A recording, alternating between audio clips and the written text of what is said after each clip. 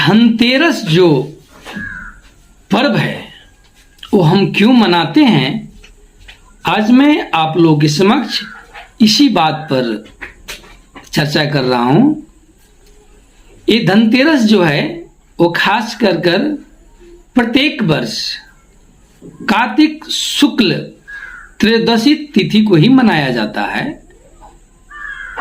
और खास करके इस बार जो 2022 में इस बात पर बहुत संशय हो चुका है, क्योंकि शुरू से ही तिथि का कुछ गड़बड़ी चल रहा है।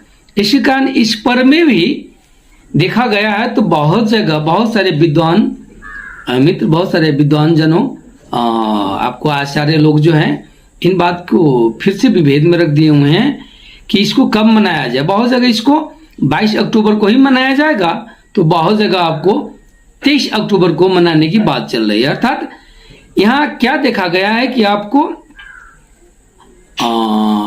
22 अक्टूबर को अर्थात शनिवार को 4 बजकर इंडियन समय जो 4:13 से लेकर आपको त्रयोदशी तिथि जो है वो शुरुआत हो जाती है, और इतवार को आपको 4:45 तक त्रयोदशी तिथि है। इसके बाद चतुर्दशी हो जाता है। तो ये धनतेरस जो है ये खासकर भगवान धनवंतरी को जन्म जयंती के रूप में मनाया जाता है। और भगवान धनवंतरी को जो जन्म हुआ था वो आपको त्रयोदशी तिथि को ही हुआ था, और उनके ही जन्म जयंती और उनके ही पूजा और आजा के रूप में ये धनतेरस जो पर्व है वो मनाया जाता है। और इस बार जो धनतेरस पर्व है खास कर देखा जाए तो शनिवार और इतवार दोनों मनाया जाएगा, लेकिन जो पूजन का जो अवधि है धनतेरस व्रत में आपको जो भी खरीद करना हो, जो भी सामान बाजार से लाना हो, और इस दिन यदि कोई नए वस्तु आपका सोना चांदी कोई वाहन जगह जमीन आप जो भी खरीद करते हैं तो इस दिन शुभ माना जाता है।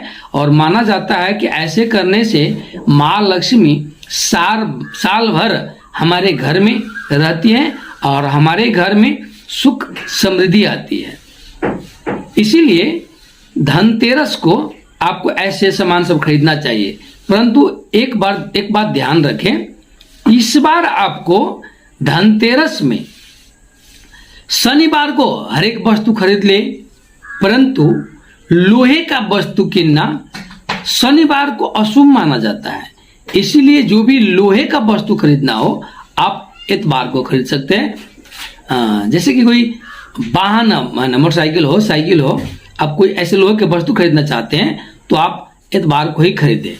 लेकिन धनतेरस का जो पूजन का जो समय है वो शनिवार के दिन आपको भारतीय समय के आधार पर 7:01 से लेकर आपको 8:15 अर्थात 1 घंटा 15 मिनट का ये पूजन अवधि है।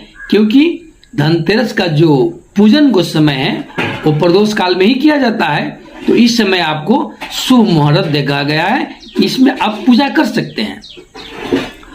अब हम धनतेरस में किस किस को और कैसे कैसे पूजा करें इस बात को जान लेना जरूरी है।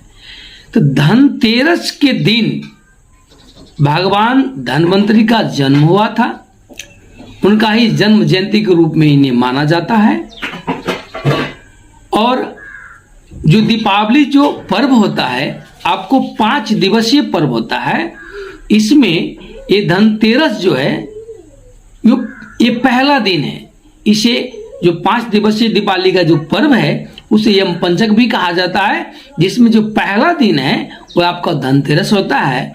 इस दिन खास कर क्या करना है कि हम भक्तों को सुबह आपको स्नान आदि कर पूरे निर्वृत्त हो जाना है।